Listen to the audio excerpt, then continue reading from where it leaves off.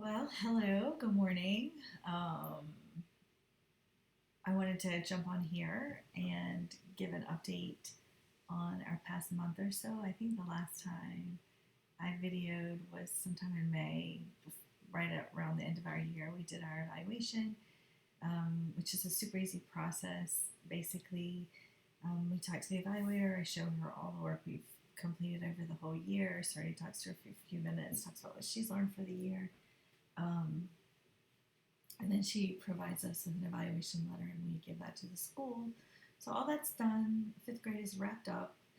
Um, I think my biggest challenge right now is even though I'm very, um, what's the word, like convicted about not sending her to middle school, I do feel like she doesn't have enough friends. She has a couple friends in the neighborhood, but that's it. And I think she could use more. So part of what we're going to try to do this summer is branch out and start some activities where there might be other kids, so she can meet some new people, and maybe make some more friends. Because I think middle school is an age where that's really important, and we're not naturally social people, so we have a little more socializing in the winter when we're doing basketball with my son, but otherwise we don't really.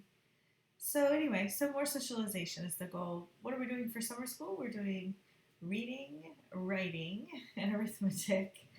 Um, we're doing IEW structure and style. A, year one A. I think those letters have to do with the level of reading required for the sections. So this seems to be a really good fit for her. I didn't want the reading to be overwhelming for her. The goal was to learn the writing part. We're through like a few weeks of it. I think it's really approachable. It's really laid out nicely. It's very straightforward. It's intimidating at first. There's a lot of parts and pieces. I also bought we don't watch the videos like together. I bought the like teacher's version so that I watch the videos and I explain it to her. And actually, I think that works really well. I don't think she could sit for a 45-minute video once a week. And even if she could, I don't know that that's what I would choose for her to watch. So I think so far so good. We're obviously just right at the beginning, so we'll see how that goes on. I also bought like a supplementary one of the IEWs, so like one of the unit studies, which was fairy tales. So we're actually going super slow and like we did keyword outline, and then instead of just doing the 2 weeks of that, it's actually ends up being 4 weeks because I bring in from the extra supplemental curriculum that I bought from them called the unit studies. So that's writing. And then reading is still with Mrs. Guest 3 hours a week, and that's going wonderfully. They've already read 8 books this summer. So that's really positive. Math, we're doing Kitten Math 2, which is a workbook. It's cute, and it reinforces some things like decimals and rounding and percentages. So that's really good. And it's cute. She can pick out kittens, and she can sort of imagine what it's like to take care of kittens. So that's nice. And then of course we were still in Math with Confidence, grade 4, which fractions, and we like fractions is challenging. We still have Mrs. E a couple hours a week, and I've pulled out some old workbooks that I had laying around with just some practice of fractions. So we're just going to practice, practice, practice. And I've gotten in contact with another tutor in addition to Miss E to get another couple of hours a week on math, because I think we need to push in really. We need to get this math business taken care of. So we need a strategy for that. I think language arts is going wonderfully, and now we need to really hone in on math, and so we need some more help with that. But it'll be okay. We'll get there. We're not doing any science or social studies. Still kind of putting all that together for the fall. In June, we went to Grand Teton and Yellowstone, and that was an amazing trip. My husband did fall off a horse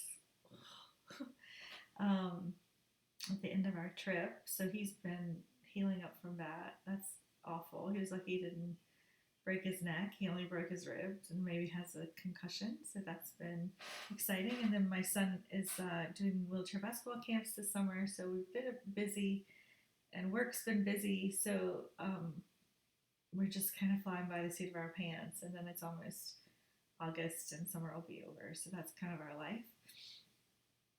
But it hasn't been stressful from a school point of view. I think at 2 years, I'm feeling more in charge. I'm feeling more confident in my ability to get the information to her. I think our goal, I also have some mental health curriculum or like around friends and stuff that I want to work through with her. But right now, she is not going to do any more than what we're doing because she was promised that she would only have to do language arts and math over the summer. And she reminds me of that every time I try to sneak anything else in. So it'll be August before we start all that up.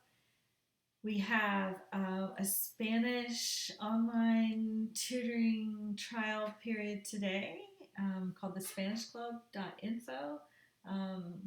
It's a free trial, so we'll see how that goes because she wants to learn Spanish. Then I'll probably do some other enrichment elective stuff in the fall. It feels daunting. I'm not going to lie. It does every year. Like it always feels daunting, especially if there's new curriculum, there's new grades, there's new,